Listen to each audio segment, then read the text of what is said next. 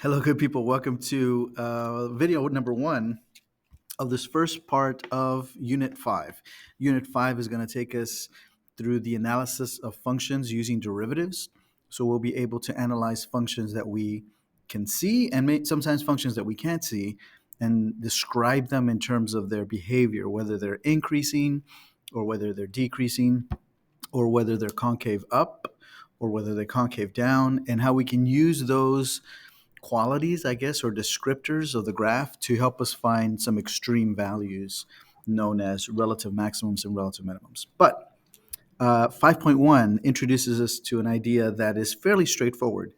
But in order to do that, let's rewind and see if we can remember some things about rates of change. So if we know that f of x is equal to this quadratic x squared minus 4x plus 5, given that f of x over the interval from a to b, we know that the AROC can be given or can be found by using this, which is just the slope formula. And so if I ask you to find the average rate of change of this function f of x from x equals 1 to x equals 5, really I'm just asking you to find the slope of the line that connects the points at x equals 1 and x equals 5. And so we can say that the average rate of change is equal to whatever the y value or function value is at 5 minus whatever the y value or function value is at 1 divided by 5 minus 1. Those are my input x values.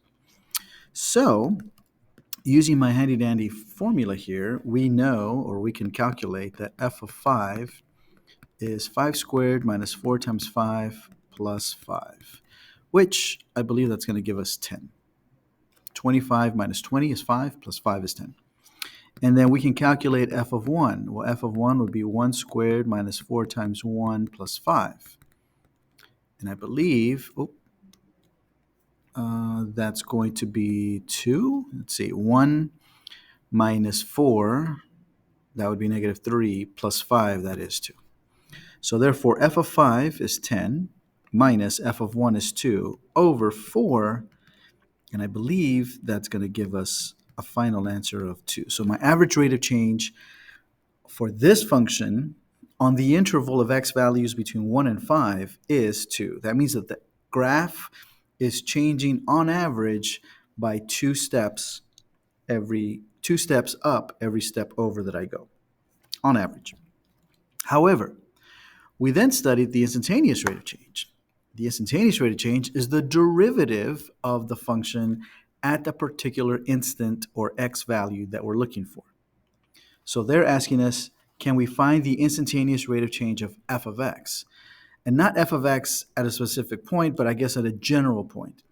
And all that means is we're going to take the derivative. So we're going to do f prime. Well, if I already know that f of x is that quadratic, then f prime is just 2x minus 4. Awesome. Now we get to the combination of those two ideas. Is there an x value where the instantaneous rate of change, what I wrote in purple of f of x, is the same as the average rate of change, which I did in green? Let me do this a different color so it'll stand out.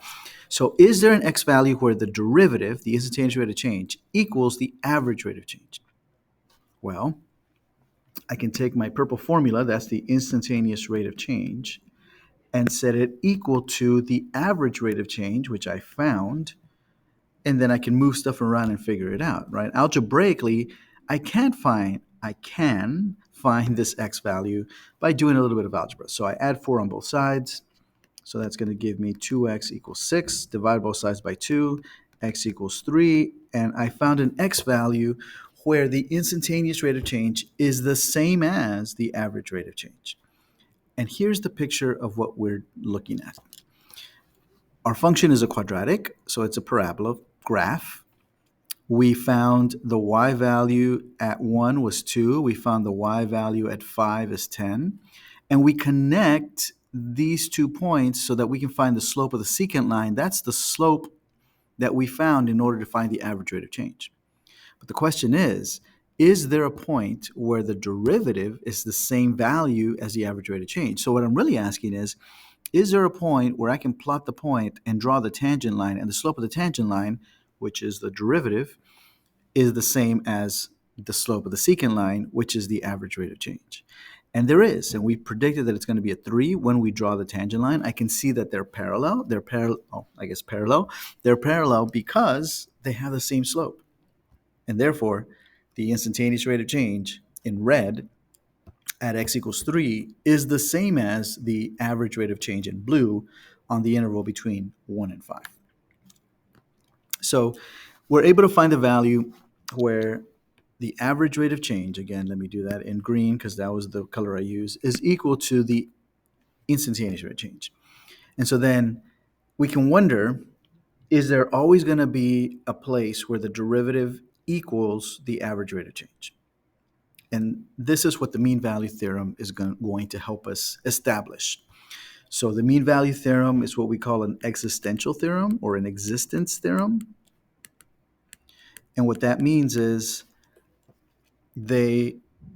existence theorems don't always tell me how to find things, but they guarantee that something exists, right? So whenever they ask you a question about, does there exist a point where blah, blah, blah, blah? Well, then we know it's going to be one of the existence theorems. The mean value theorem is one of them.